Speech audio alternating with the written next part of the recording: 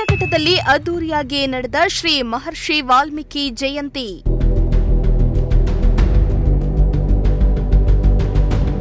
ಸಾಂಸ್ಕೃತಿಕ ಕಲಾ ತಂಡಗಳೊಂದಿಗೆ ಬೆಳ್ಳಿ ರಥಗಳ ಮೂಲಕ ಮೆರವಣಿಗೆ.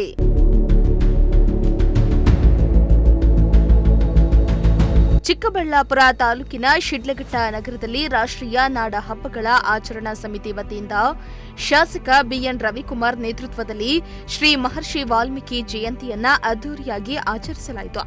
ನಗರದ ವಾಲ್ಮೀಕಿ ದೇವಾಲಯದಿಂದ ತಾಲೂಕು ಕಚೇರಿಯವರೆಗೂ ಸಾಂಸ್ಕೃತಿಕ ಕಲಾ ತಂಡಗಳೊಂದಿಗೆ ಬೆಳ್ಳಿ ರಥಗಳ ಮೂಲಕ ಮೆರವಣಿಗೆಯನ್ನ ನಡೆಸಲಾಯಿತು.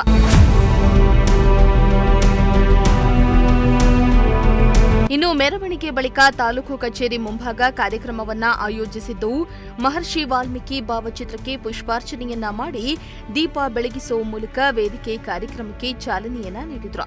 ಅಲ್ಲದೆ ಈ ವೇಳೆ 100ಕ್ಕೂ ಹೆಚ್ಚು ವಿದ್ಯಾರ್ಥಿಗಳಿಗೆ ಪ್ರತಿಭಾ ಪುರಸ್ಕಾರವನ್ನ ನೀಡಿ ಗೌರವಿಸಲಾಯಿತು.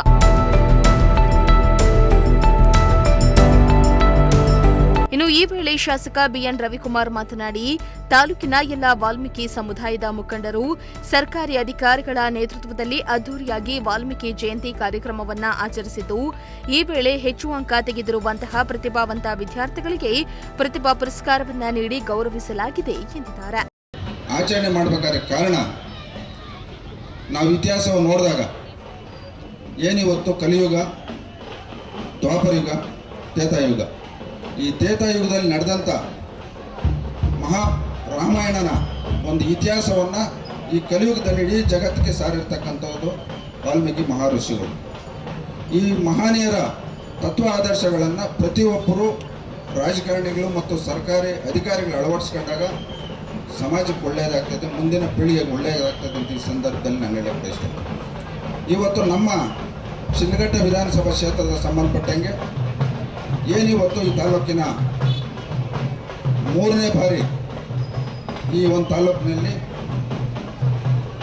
ಈ ಒಂದು ಕಾರ್ಯಕ್ರಮದಲ್ಲಿ ಭಾಗವಹಿಸಲು ಅವಕಾಶ ಮಾಡಿಕೊಟ್ಟಂಥ ಸ್ವಾಭಿಮಾನ ಮತದಾರರಿಗೆ ಮತ್ತು ನಮ್ಮ ಪಕ್ಷದ ಮುಖಂಡರಿಗೆ ನಾನು ಮೊದಲನೇದಾಗಿ ಸಹ ಧನ್ಯವಾದಗಳು ಹೇಳಕ್ಕೆ ಬಯಸ್ತಾ ಇದ್ದೀನಿ.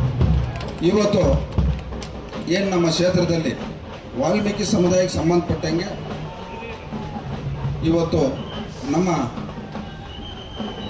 ರಾಜ್ಯದ ಮುಖ್ಯಮಂತ್ರಿಗಳು, ಎಲ್ಲ ಶಾಸಕರು, JDS ಪಕ್ಷದ ಮತ್ತು BJP ಪಕ್ಷದ ಶಾಸಕರಿಗೆ 25 ಕೋಟಿ ಅನುದಾನ ಕೊಟ್ಟಂಥ ಸಂದರ್ಭದಲ್ಲಿ ಇವತ್ತು ನಾವು ಗಂಜಿಗುಂಟೆ ಗ್ರಾಮ ಪಂಚಾಯಿತಿಯಲ್ಲಿ ಇರ್ತಕ್ಕಂಥ ಬಾಳೆಗೌಡನಹಳ್ಳಿ ಮತ್ತು ಅಕ್ಕಿಪಿಕ್ಕಿ ಕಾಲೋನಿಗೆ ವಾಲ್ಮೀಕಿ ಸಮುದಾಯಗಳು ಕಟ್ಟಲಿಕ್ಕೆ ಒಂದೊಂದು ಗ್ರಾಮಕ್ಕೆ 50 ಲಕ್ಷ ಅನುದಾನವನ್ನು ಕೊಟ್ಟಿದೆ.